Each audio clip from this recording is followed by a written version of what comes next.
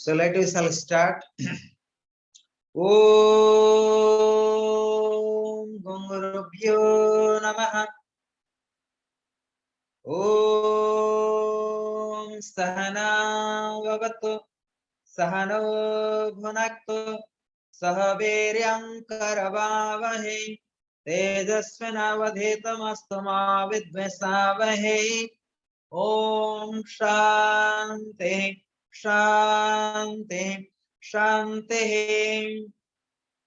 Om Namah Shivaya Gurave Sachidanandamurtaye Nisprapanchaya Santaya Niralambaya Tejase Sankaram Sankaracharyam Kesavam Vadarayanam Sutrabhasya Kritam Vande Bhagavanto Punaha Punaha Ishvara Gururatmete Murti Bheda Vibhagine Vyamavadhyapta Dehaya Dachina Murtaye Namaha.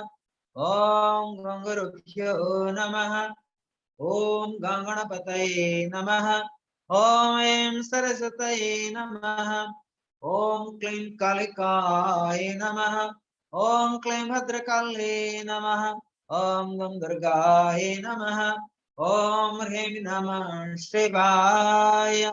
Hare Om. Om Guru Brahma Guru Vishnu Guru Deva Maheshwara Guru Sakshat Param Brahma Tasmai Shri Gurave Namaha. Tasmai Shri Gurave Namaha. Tasmai Shri Gurave Namaha. Hare Om. Om Ganganapataye Namaha. Om Gurubhyo Namaha. Om Em Saraswataye Namaha. Om Klim Kalikaye Namaha. Om Klim Bhadrakalle Namaha. Om Gandhargaye Namaha. Om Hrim Namah Shivaya. Hare Om. So, Om Namah Shivaya. So everyone, welcome today. Swagatam. And the lesson about Agara and Pasupatra Shastra or Pasupat Tantra. So I'm going to quote some guidelines of my beloved gurus. What is Tantra? What is Tantra? Tantra is a lifestyle, a sequence of disciplines, a philosophy, and a mentality that allows one to experience the higher dimensions and the higher nature of the oneself. Intricate, the interesting and inspiring. The subject of Tantra is applicable to people from all walks of life. In fact, the philosophy of yoga and of life itself is contained in Tantra. It is a path of evolution that every individual can adopt starting from where they are. And practical aspect of our Tantra. While Tantra does not form part of the Sadarshana, the system of six philosophies, Sadadarshan is six philosophy, a six darshan. The system of six philosophy in touch very closely and intimately upon all aspects of human life. You must be clear that the six philosophy or Sadadarshan, six philosophy, six darshan, that does not belong to any darshan of the out of the six darshan.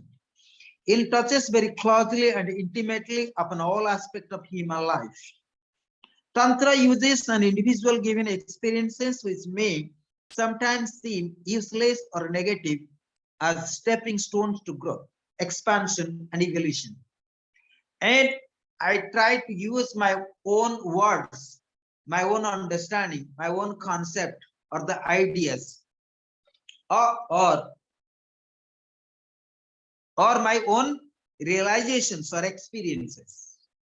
It must be clear, Tantra, it does not go with the Vedic science, especially because Vedic science coming from Tantra. But same time, there is certain kind of code and disciplines of the Vedic life of today. Vedic life of today.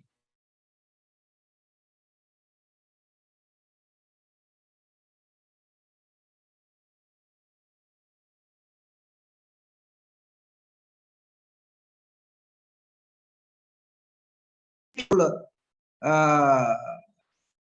think Tantra uses an individual given experiences which may sometimes seem useless or the negative as the stepping stones to growth, expansion, and evolution.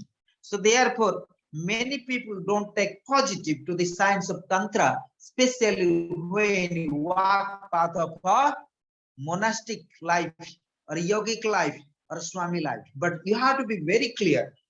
Tantra is one of the advanced science. Even all kind of Vedic science is coming from Tantra. You must be clear that. But today, Tantra, the people who practice Tantra, they understand everything. But I'm speaking the scholars, yogis, the masters, the gurus. I'm not speaking the people who study Tantra in the books, in the digitals, or the computers, or fake masters or teachers. I'm not speaking that. But you must be clear. You must be clear. And so therefore they say that the classical philosophy, Sardarshan, sixth darshan. So those people going to sixth darshan, Sardarshan, they don't have actually complete knowledge of Tantra. So therefore these people, these aspirants or seekers or spiritual masters, gurus, yogis, they don't understand the Tantra as well. So Tantra is more advanced science. Am I clear? So therefore, here they try to speak. Tantra does not belong to sixth darshan. It must be clear. Sixth sardarshan not belong to the monastic life, Advaita Vedanta, or a yoga philosophy, or the Sankhya philosophy, or Mimamsa, or Tarka Shastras, and so on. So therefore, when you study yoga philosophy, Bhagavad Gita, Brahma Sutra, Vedanta, Sankhya philosophy, but Tantra doesn't belong to them. So therefore, you have to little bit and to understand properly and what is Tantra is and why Tantra. And so therefore, many people, why people take Tantra as a negative, especially those people study Advaita Vedanta. Those people study monastic lives, right? Because they really don't understand. So therefore, these people, they take negative.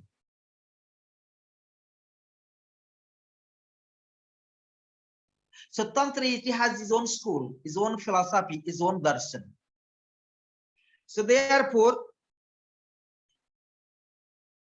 even if there are flow of negatives in the life, they are used to progress in life. No aspect of life is considered unimportant, irrelevant, or without an identity of its own. For Tantra, nothing is avoidable, dispensable, or repulsive. Its point of view and approach to each and every aspect of life is positive. If an individual is dominated by tamaguna, lethargy, or negativity, then that state becomes the identity and the individual begins their journey from there. If one is self-indulgent, that forms the starting point in the journey of a spiritual life. With self-recognition and correct understanding of one's surroundings and circumstances begins the expansion of consciousness.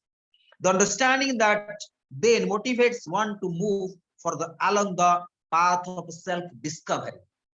So you see, Tantra is not a play of intellect. It is a practical tool. Again, like you study Jnana Yoga, Advaita Vedanta, right? Then sometimes you study yoga philosophy. Yoga philosophy not to play intellect. Advaita Vedanta sometimes to play intellect. Eh? Right? You are not the mind, not the body, and you are the self and Atman. Same time. And yoga say that self-inquiry, who am I? Tadadrashya Swarupe Avasthanam. But still, how to establish your own Swarupa? So then you have to establish Dharana, Dhyana, Samadhi, and you have to experience in Samadhi. Still, intellectual does not work. But Tantra is not play of intellect. So therefore, it is a practical tool, is a practice. It is not about philosophy also. It is a fact to experience. Therefore, tantric texts do not provide details, material on tantric sadhana. So now you have to be clear. Like you study Vedanta philosophy, Advaita Vedanta, any scriptures you study, they give a lot of details. Like you study, for example, yoga philosophy, Patanjali Yoga Sutras. And we explain so many things about samadhi. But how to really enter into samadhi, how to really experience in the samadhi, that is secrets, right? Because all your experience will be the secret, and you have to really attend samadhi and experience what samadhi is, and what yourself is, what Atman is, what Brahman is, but still is secret. That is not available, how it looks like. But we explain intellectually. Samadhi like this, the super consciousness. Samadhi is where you free from all kind of your sufferings. When you attend samadhi, you are free from all kind of places. You are free from the vidya, asmita, raga, ves, avinivesa, right? But we can speak something intellectual. Even if sometime before I explain, even Sri Vidya, even the secret techniques is that mantra is not available in any scriptures, and it is the hand of gurus. Similarly, Tantra, therefore tantric text, tantric shastras do not provide details. They are not provide details, materials on tantric sadhana. So, like I speak about to lot of Gupta sadhana in Tantra long time before, but there are no details of the sadhana. I was briefly explaining. Instead, the guru or the guide is the most important aspect of the tantric tradition. So you have to be very clear why gurus are very important in tantric traditions. Why that's so important? Because it's not available in the scriptures, any shastras, how that sadhana has to be done.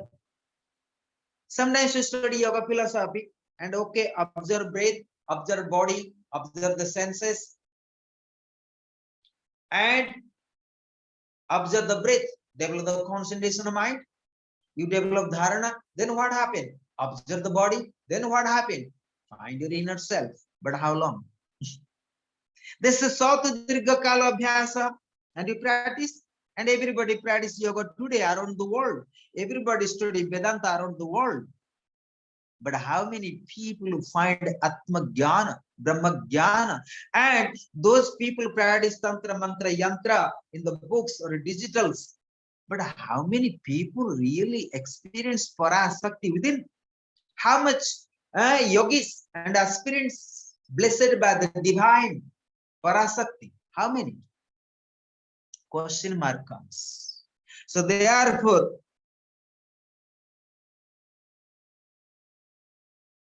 if someone walking the path of Tantra, they must be have the proper guidance of the Guru.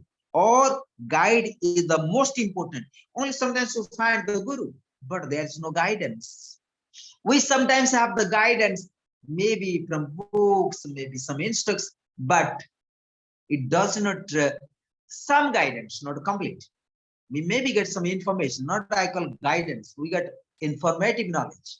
It does not help for practice Tantra. Instead, the Guru or the guide is the most important aspect of Tantric traditions. Practical sadhana is performed under the guidance of the Guru. The Guru has full knowledge of the aspirant's nature, gunas, capability, and the state of spiritual progress. The Guru prescribes sadhana according to the aspirant progress and checks that it is performed correctly under direct guidance. Error in the performance of sadhana can create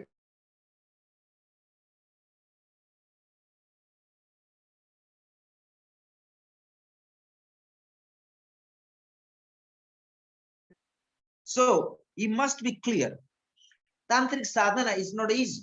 Even the tantric master has to understand the aspirant before guide the student, before guide the disciple, or before guide the aspirant.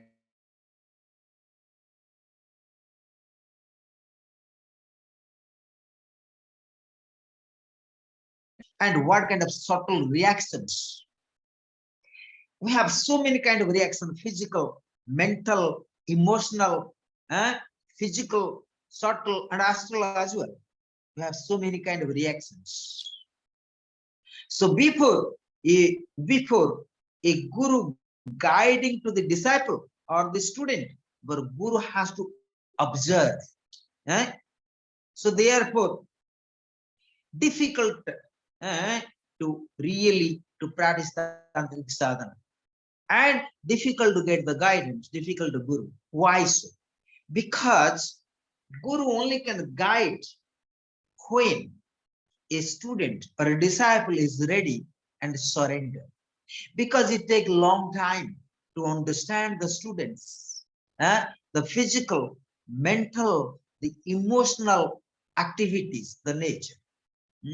So therefore, and tantric sadhana has to be done under guidance of the master, under guidance of the guru. And for that, a competent guru, a good master, they try to observe, witness of the characteristics of the student or the disciples before guiding them.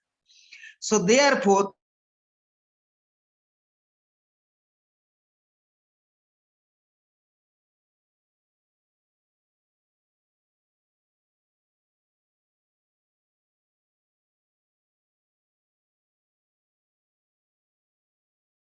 produce results. If there are flaws in the performance sadhana, it may produce harmful results. So all sadhana has to be done always with under guidance of the gurus and masters. Very important. Not only that, sometimes we get the techniques, we got the methods from the master, but same time, we need supervisions of the gurus and masters as well. Once you are a master, master say that now you are free. Like Sundays master give one mantra. Let's chant this mantra. But even a mantra sadhana need also guidance. Mantra sadhana also need guidance as well. Even sometimes you practice asanas, right? You study asanas, yoga asanas, right? Or yoga pranayama you do. Like you teach also as a teacher in many parts of the world. So what happened? Sometimes a student doing asana not correctly. What happening? They have lower back pain comes, knee pain comes, ankle problem comes. Even sometimes the Surya Namaskar and not properly putting the palms on the ground is also pain comes to the joints, joints of the fingers also. So like this, when to breathings, sometimes we think, oh, simple breathe in, breathe out, breathe in, breathe out, but not very easy. Not very easy. Sometimes we have to breathe properly. We have to breathe properly with the stomach empty and with the disciplines also. So therefore, all sadhana has to be guided by the masters and the gurus as well. As for the another, what I try to speak, they say that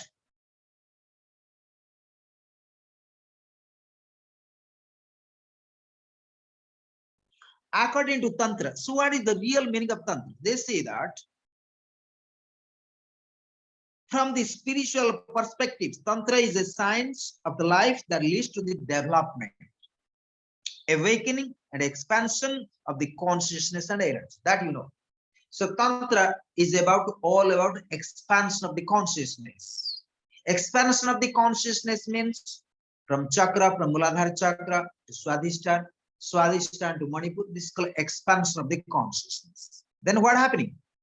And awakening of the consciousness. The two ideas of expansion and liberation are the content in the word Tantra itself. Once you have expansion of the consciousness, once you're awakening of the consciousness, that consciousness leads you all the way to final liberation. The two ideas of expansion and liberation are contained in the word Tantra itself, which is made up of Tan and Tra. Tan means is derived from the word Tanoti, which means to enlarge, to extend, or to expand. To expand. Expansion of the what? Of knowledge, of science. If knowledge and science do not dawn and expand in life, then one cannot free from oneself from the bondage of ignorance. This is indicated in the mantra Tanyate Bisarat Bista Rayate Jnanam Anema. Tantra is that by which knowledge is expanded. That is expanded. Tantra is to cultivate awareness of the transcendental constant energy. The real meaning of the Tan or Tanoti is the expansion of the consciousness and relate to the development, awakening, and expansion of the consciousness faculty. So when you practice Tantra, so Tantra is the main faculty of the brain. It means you are going to understand the conscious mind, the constant unconscious mind, the subconscious mind. Or you can say that Jagrata, the conscious mind, Swapna, the subconscious mind, Susupti, the unconscious mind. So when you're awakening the consciousness, you're going to understand them, you're managing them, then you are controlling them. Then you are going to attain the Turiya state of the consciousness known as consciousness of liberation, where you are entering into kingdom of liberation, moksha, to find yourself, Atma Jnana, the true self. That is what you have been studying in Saivism, in Shiva Sutra. That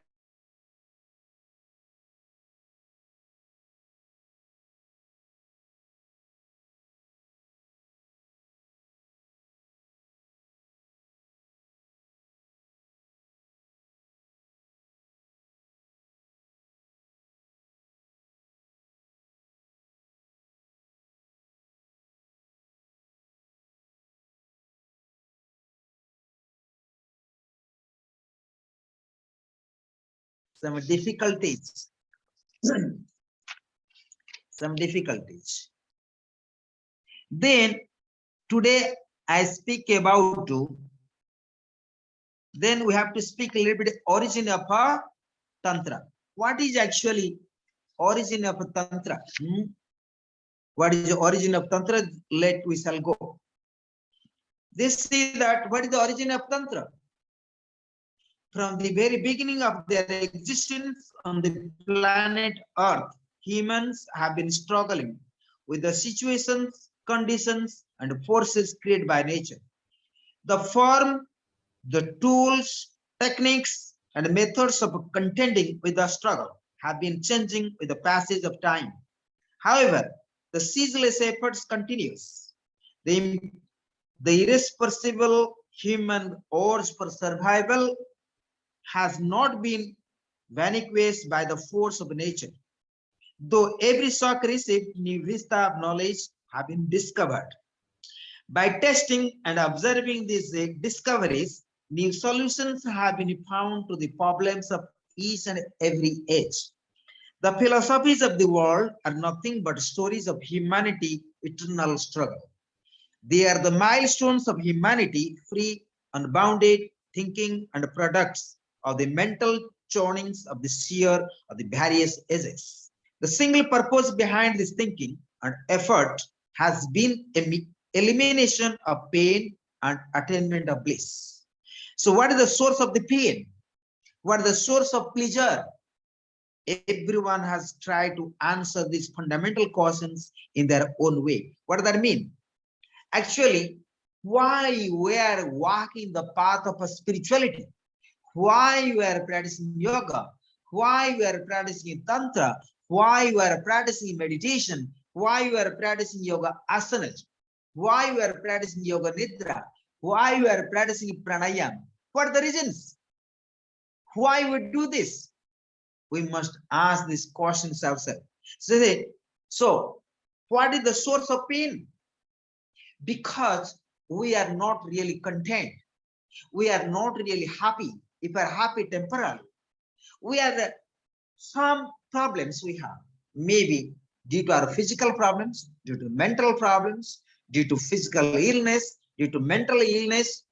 Therefore, we are practicing yoga or the spirituality or do meditations, so on. So, for that reasons, we do all kind of spiritual practice, either mantra chantings, yoga nidra, meditation, searching the guru, go to Himalayas, go to one country to another. For what? To feel happy, to feel content, to find the peace, to find the love, to find the truth, to find the what else? Harmony. So we are searching something, but therefore, and many people searching, if I practice yoga, if I go to Himalaya, I find my love, I find myself, I find in peace, I'll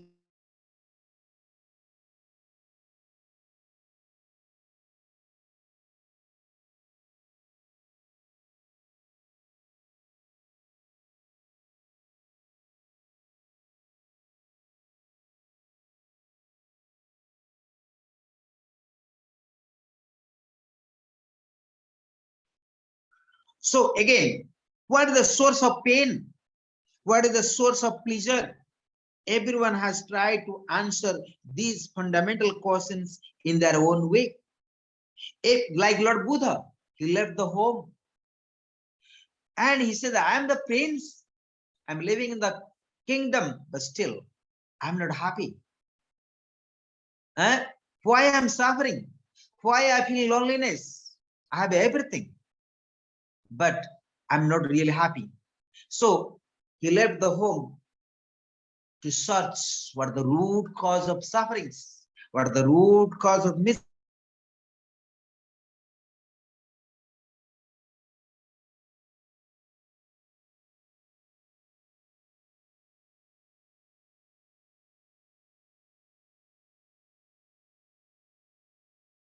And sitting under a tree and meditate. And of course, not only Himalayas, he maybe travel Himalayas that time, but at the end of the day, he went to Bihar, Bodh Gaya, where he was meditate until the final enlightenments. So again, we have to understand what is the source of pain, what is the source of pleasure. Everyone has tried to answer these fundamental questions in their own way. Everyone answering.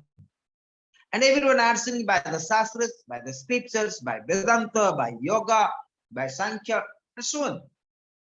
And religious people also, they try to explain as well. Everyone has their own logic, testimony, and explanation to offer, like every individuals. They have their own way to explain. The most acceptable answer has been that manifest nature is the cause of pain and suffering, as it is destructible and transient.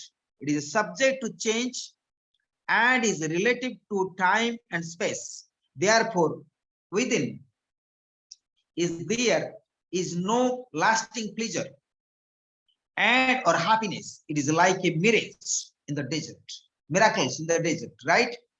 Like you understand the mirage in desert? So like a mirage in desert, when you go desert, if you think it is a water because you feel thirsty. Mirage. Similarly, mirage.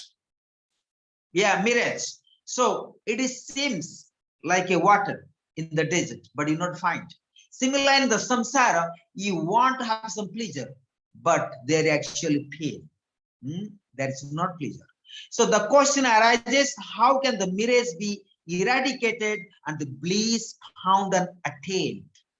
When you're thirsty, you want to attain, you want water. So you see the mirage like a water. But when you went and running to the mirage, you find there is no water. It is a mirage. Similarly, you have to understand how to eradicate and find the bliss. That means how to eradicate the mirage and found the water in the desert. So the root source of pleasure and of bliss is an inaccessible, inconceivable being to which a name or form cannot be attributed.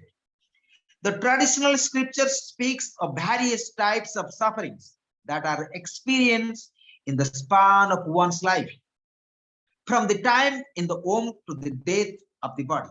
They describe sufferings that arises during birth, diseases of the body and mind, in ignorance, old age, natural calamities, and act of God that are beyond the control of man. You see, when you study Sankhya philosophy, there are three kinds of miseries: Adi Bhautik, Adi Daivik, and Adhyatmik. Adi Bhautik means we have all kind of physical miseries, social miseries. For example, we have born as a body. So what kind of disease, what kind of suffering comes? We take the birth.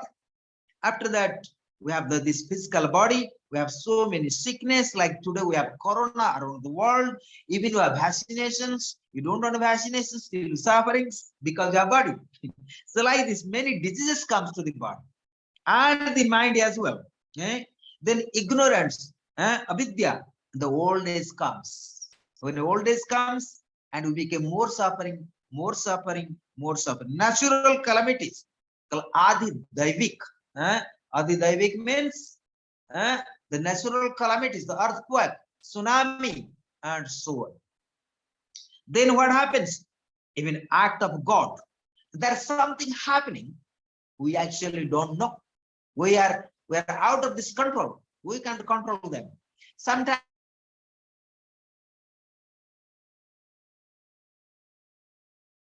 maybe you try to protect, but a tsunami comes, you can't protect nothing. Earthquake comes, you can't protect it. But certain things, act of God that are beyond control of man. There's something happening in the Adi Daivik, Adhyatmik, in the spiritual world. For example, you meditate, you are in Samadhi, but something happened and you became mad. You don't know what to do. You don't do control.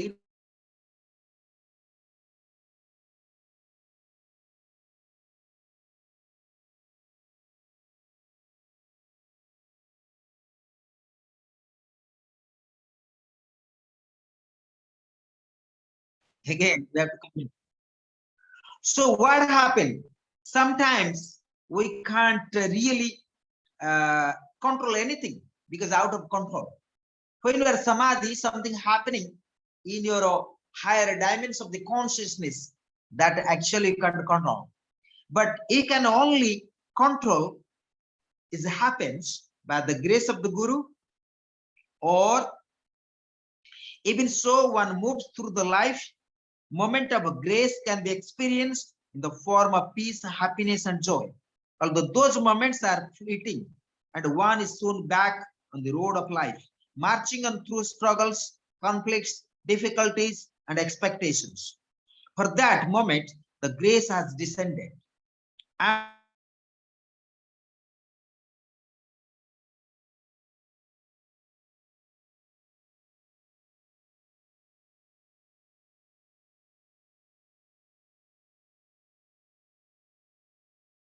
process. Tantra is a process by which bliss becomes a tangible experience. It is a system, a discipline, and a practice dating back to remote antiquity, created in response to the human struggle.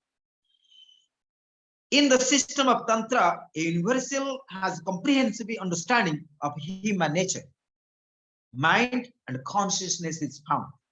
Tantra deals with the evolution of human nature from its limited conditions to a transcendental, blissful level of knowledge, experience, and awareness. What happening? So when you practice Tantra, for example, you practice Kriya Yoga, what happening?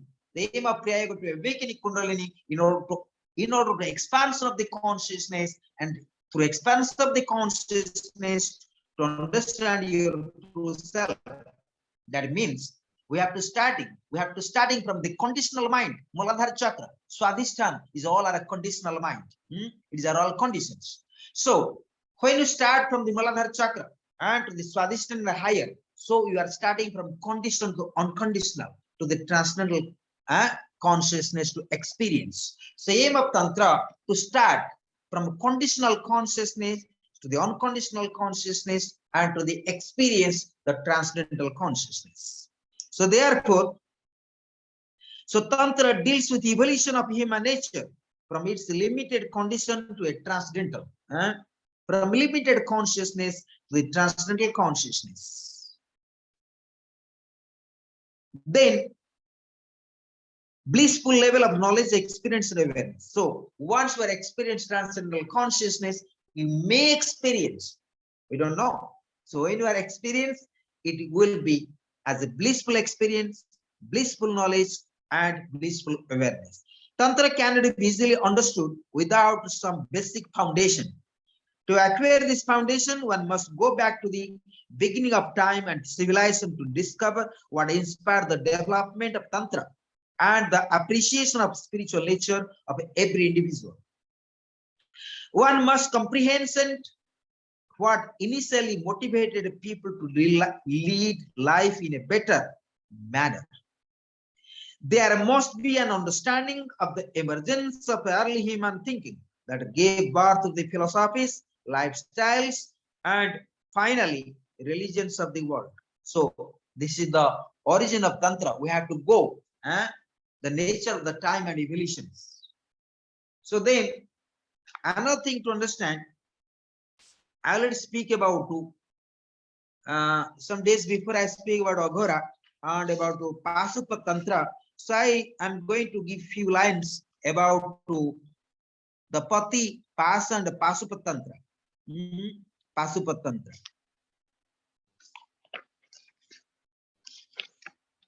So you have to understand that is the great temple in Nepal called Pasupati Nath. Nath means master. Nath means Swami. So Pasu.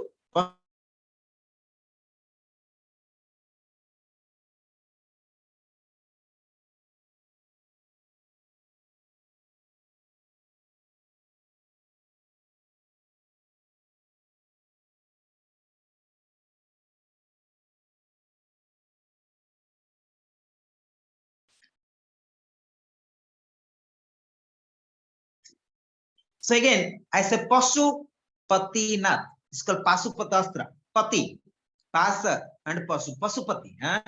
Pasupatastra. So we shall explain what is called Pasupata. So Pasupati. Pati means the master.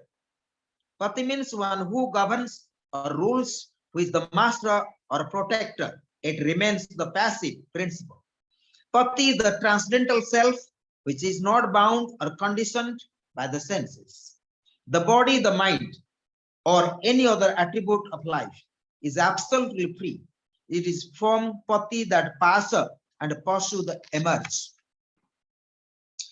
So therefore, and what is called actually Pati as a transcendental nature is the name given to the Shiva Tattva. Hence, Sadasiva is the Pati.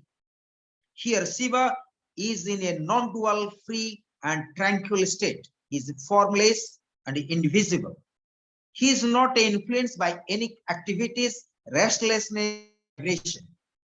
He is the creator and controller of all.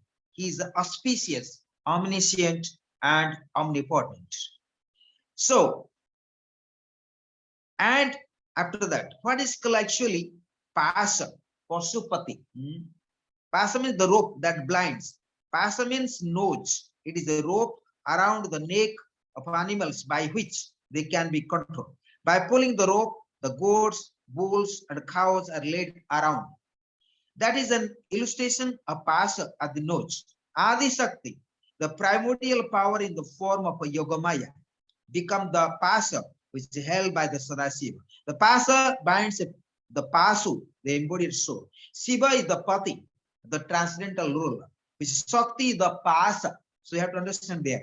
Shiva is the Pati, the transcendental rulers, while Shakti, the Pasa, the rope that binds. Therefore, Shakti is in the form of Maya, is responsible for managing this entire universe and entire multiverse. So Shakti, the form of Maya, is responsible for managing the entire multiverse.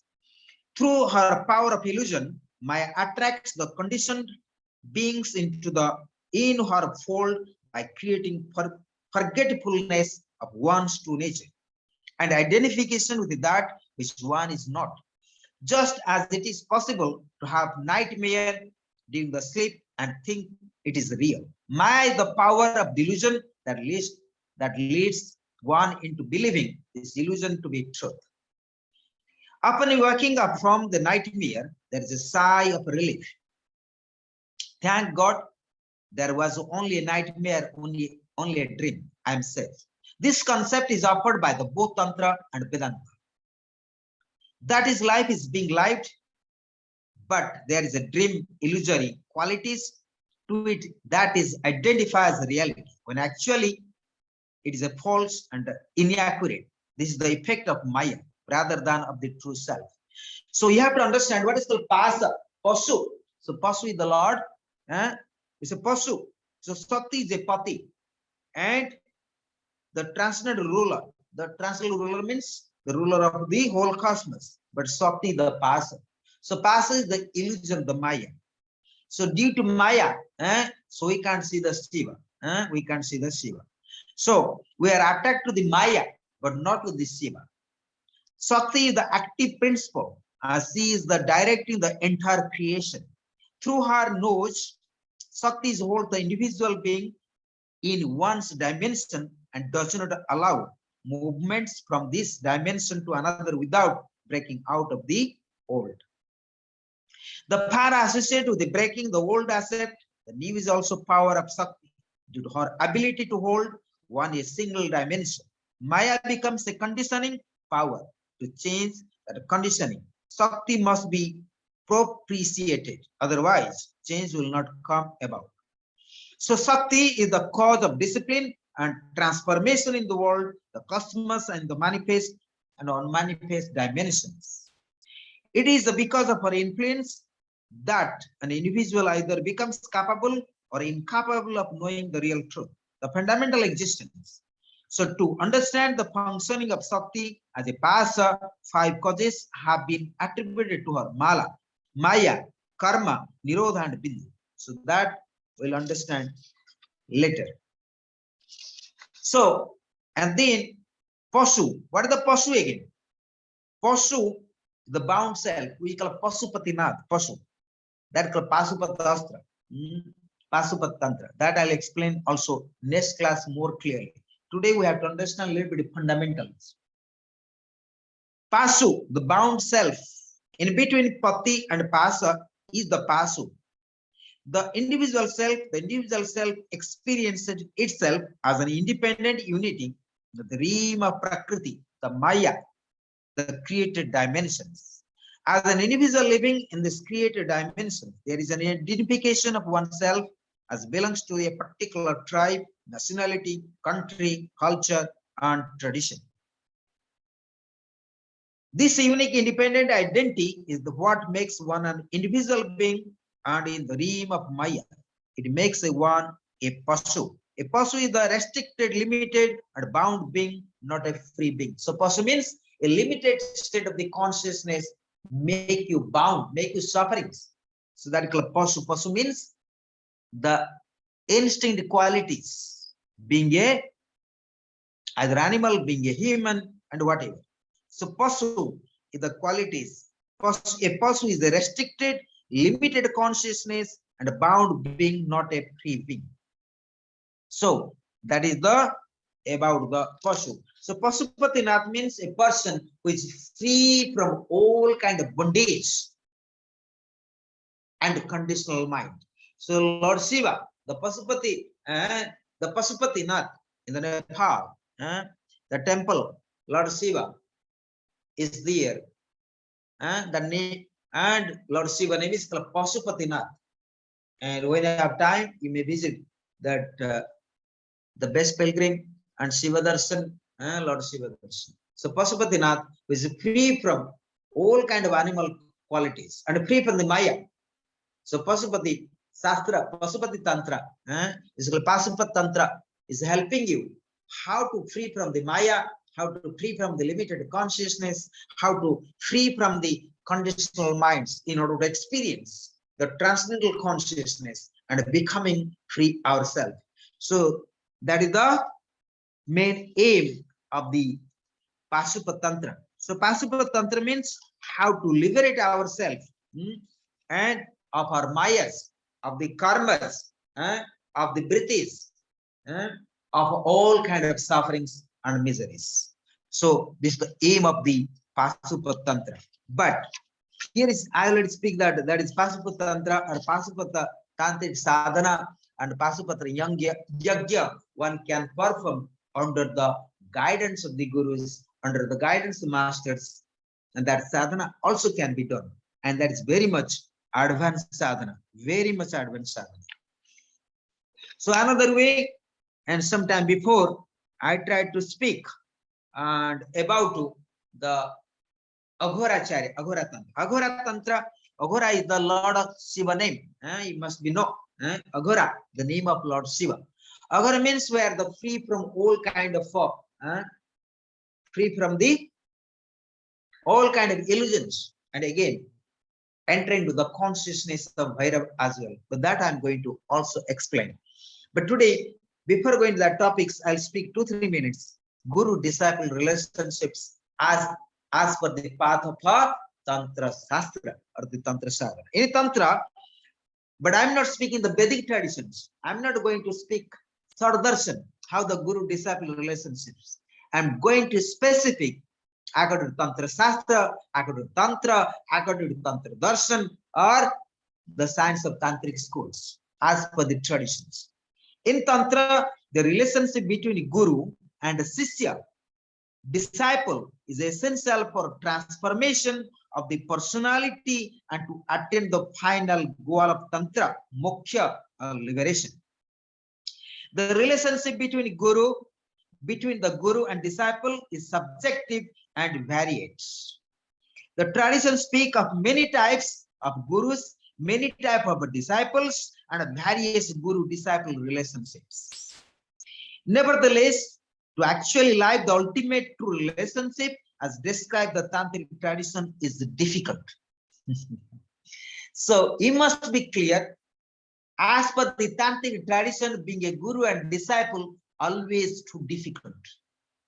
As per the various scriptures explain as per the Tantric science. Being a guru disciple in a Vedic concept, in a monastic life, in a yogic life, or Swami or sannyasi is totally different than the Tantric traditions. So therefore, many people actually confused and they take so negative when they mixed up the Swami, the sannyas life, the monastic life into Tantric traditions. But you must be clear, the science of Tantra is the unique school. It does not compete with the classical philosophy of India or others. And at the same time, the Vedantic, the Advaita schools, the Swami tradition, the sannyas life is totally different than the science of Tantra. So therefore, many people, whoever involved the tradition of sannyas, the tradition of monastic lives, that does not compete with the Tantric schools. That you must be clear. So therefore, they say that nevertheless, to live the ultimate true relationship as described in the Tantric tradition is so difficult. So therefore, many people, and when they practice Tantra and get the guidance of the masters and becoming guru and disciples, it has been too difficult. Is also many disciples, many gurus and they're entrapped and they take negativity. So what happened before approaching science of Tantra as a guru disciples? So what happening? One has to transformation of the totality and attain the final goal of Tantra. So one has total transcendent the rasic, the tamasic, and sattvic qualities. So being a disciple, you have to really achieve a transcendental consciousness or transcendental minds. Then and such a guru, they can, the relationship can go to the long way as eternal. Otherwise, as a disciple, you have the problems in trapped. As a guru, also you will have trapped both. So it is the most difficult part to maintaining long and relationships between guru and disciple. Long time, difficult. Maybe temporarily you can practice as a tantra as a guru and disciple temporarily, but you never can reach the final goal until, like Satu Dirghakala Abhyasa, Patanjali explained, you must continue your practice for long time until the final liberations. So being a guru disciple in the path of Tantra is so difficult to maintain for long time. So it means there is no, if not maintaining long time, there is not really final liberation, there is no final moksha, there is no final understanding of the transcendental consciousness. So there will be no Atmagyan or Brahmagyan, not possible. So there are many categories of Diksha. There is many categories of initiation, gurus and disciples. However, no matter what type of guru one has or class of disciple one is, the guru is always the guiding light on the path, and any success made is due to grace of the guru. One has embarked on the guru disciple journey, the connection must be cherished. So guru disciple relationships in the path of tantric traditions has to need to keep continue. And whatever the relationship is there, but it's very important, the grace of guru has to remain with the disciple. The disciple can succeed all the way to final liberation. If a gold ring falls into the toilet, one would not flush it but extract it, clean it, and wear it. So what I mean? I remember today, very interesting. I never read actually, and this guru's comments. In our ashram, actually, I tell you, I remember one day in our toilet,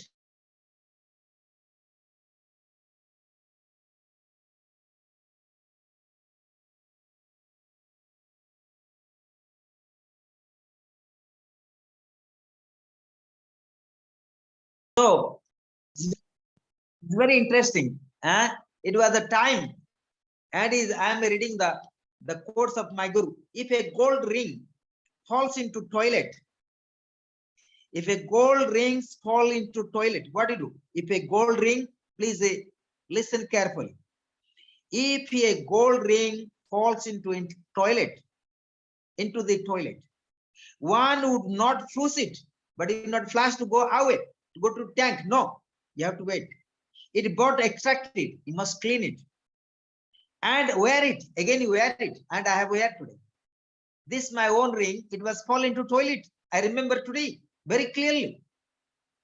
And I take it in my left hand. That was not toilet actually. There is some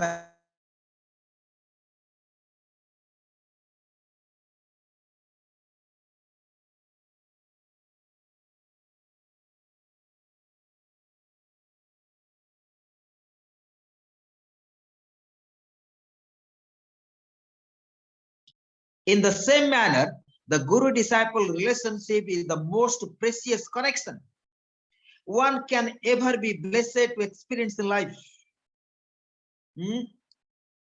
Therefore, is to be cherished and honored. So guru-disciple relationships always honored, is alive, is precious. Not for one life, is for many lives.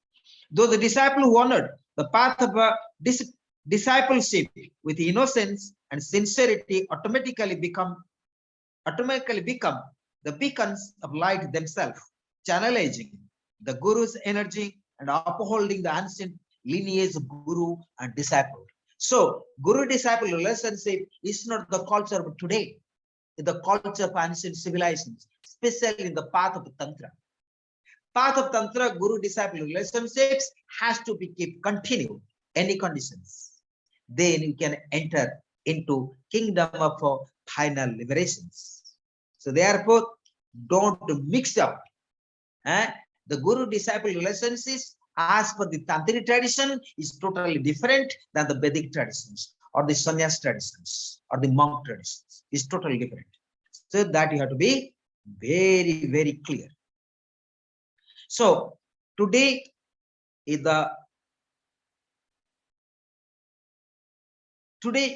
this much, and I try to little bit speak. The word Guru means who can remove the darkness and one who can remove the veil of ignorance and one who can bring the aspirant to the light. The idea of Guru is spiritual and not social. Through the word is often misused. The real meaning of the Guru is somebody who can enlighten, and the main function of the Guru is to provide diksha and sadhana. So the Guru will provide initiation, the sadhana as well. Diksha to open new vistas and new perceptions in life, and sadhana for upliftment and realization of the inner nature and spirit. Beyond this, there is no third role of the function of the Guru. Nowadays, people turn to the Guru into a marriage consultant or divorce advisor, or ask, should I leave? Should I not? I am disturbed. My emotions are sort to pieces. Some people make the Guru their health advisor. What should I do? I'm having a little backache today. In this way, the real connection to the Guru is lost. For such people, the Guru becomes the solutions provided to problems. So we come to Guru with many problems with our personal issues, personal expectations. So you must approach to Guru as a give the initiation, diksha, and guide to the sadhana. That's the best way you can walk to the path of final liberation. And three types of tantric gurus. Three types of guru have been discussed in the Tantra: Divya Guru, Siddha Guru, and Manav Guru. The Divya Guru is the transcendental Guru, the divine Guru, the enlightenment Guru, the Siddha Guru is the master, and the Manava Guru. Manava means the human Guru. The Guru is always one. However, the functions are the roles of the Guru, changed according to the time, place, and need. In Tantra, there are many more categories and function of the Guru, but all the thoughts are the relation to either the Manav Guru or the Siddha Guru. So there are the three types of Guru. We'll explain next time as per the science of Tantra. So this much today. And Aghora Vidya also will explain, and next time more about this. But I can also read, just give me 2 minutes. I'll finish the brief idea about the Aghoracharya or the Aghora Tantra. Last time I already speak.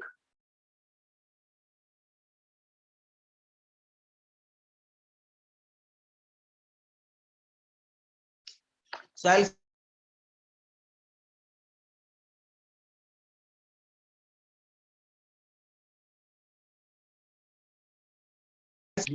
about the Aghora. So already I speak long time before, but again I try to speak. Aghoracharya, the Aghora Tantra. Aghora is the tantric conduct that connects one with the gentleness of the spirit.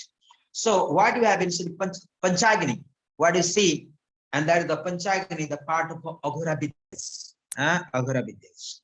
Then, in order to connect in such a way, one has to rise above the duality of the life. In normal life, the force of raga and dvesa, like and dislike, is felt constantly due to the effect of Rajaguna.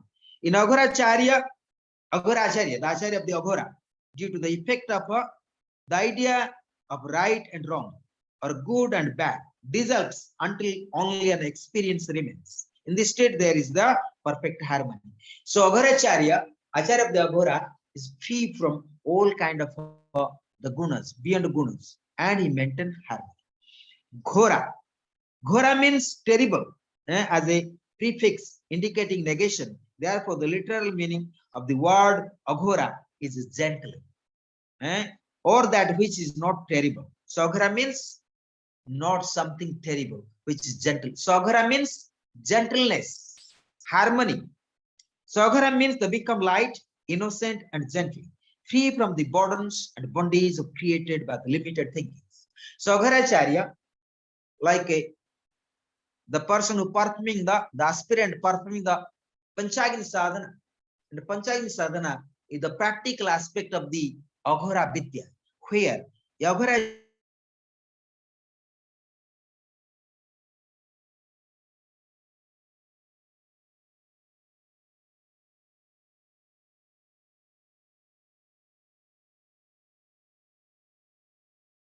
transformation and transmutation of the basic nature of Manasa, Manasa mind, Buddhi, Chitta, and Ahankar.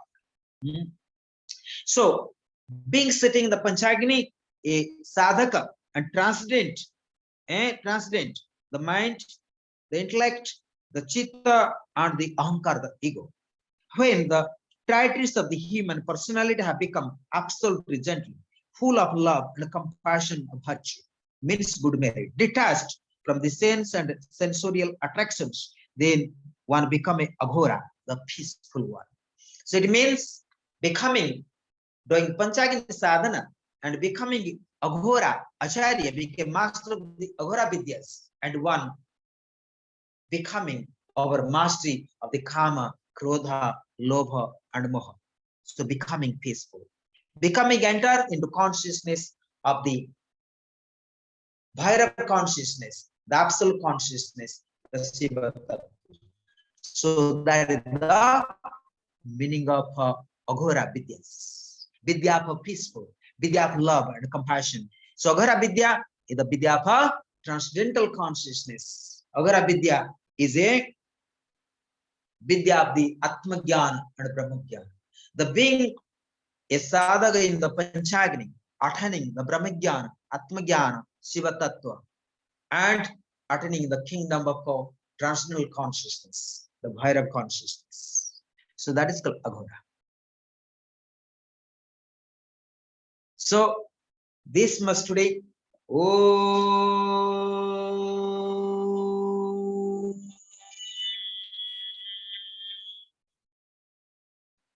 Namasivaya Gurave Satchidanandamurtaye Nisprapanchaya Santaya Niralambaya Tedase Om Sankaram Sankaracharyam Kesavam Vadarayanam Sutrabhasakritam Vande Bhagavanto Panaha Panaha Isvara Gururatmeti Murti Bheda Vibhagine Vyamavad Vyapta Dehaya Siddhachina Murtaye Namaha Siddhachina Murtaye Namaha Om Shanti Shanti Shanti Om Lokaha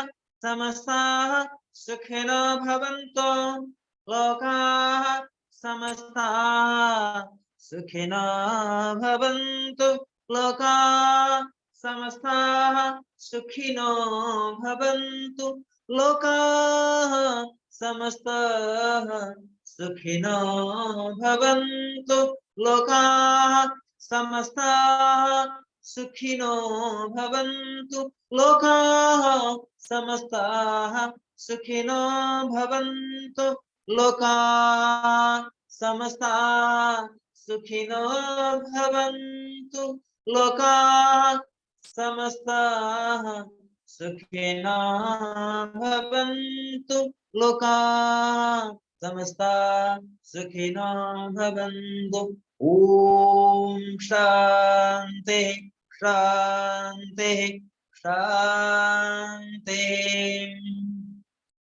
Om Asatoma Sadgamaya Tamasoma Jyotirgamaya Mriturma Amritangamaya Om Shanti Shanti Shanti Om Nirabhyo Namaha Harihi Om. Let Mahamantra mantra 3 times all together. Prayer for the peace and happiness of the all beings. Prayer for the liberation of the all beings. Let establish the truth, dharma, Let the dust of the all asuras, the evil energy. Om Trayambakam Yazamihi Sugandhim Pushtivardhanam Urvarukam Yabandhanam Vritarmasyamasyaamritam. Om Trayambakam Yazamihi Sugandhim Pushtivardhanam Urvarukam Yabandhanam Vritarmasyaamritam. Om Trayambakam Yazamihi Sugandhim Pushtivardhanam Urvarukam Yabandhanam Vritarmasyaamritam. Om Shanti Shanti Shanti. Om Gurbhyo Namaha Harihi Om. बोलो महामाया की जय, महाकाली की जय, भोले बाबा की जय. बोलो नमः पार्वती पते हर हर महादेव. पराशक्ति महारानी की जय. So thanks to all of you and God bless you all.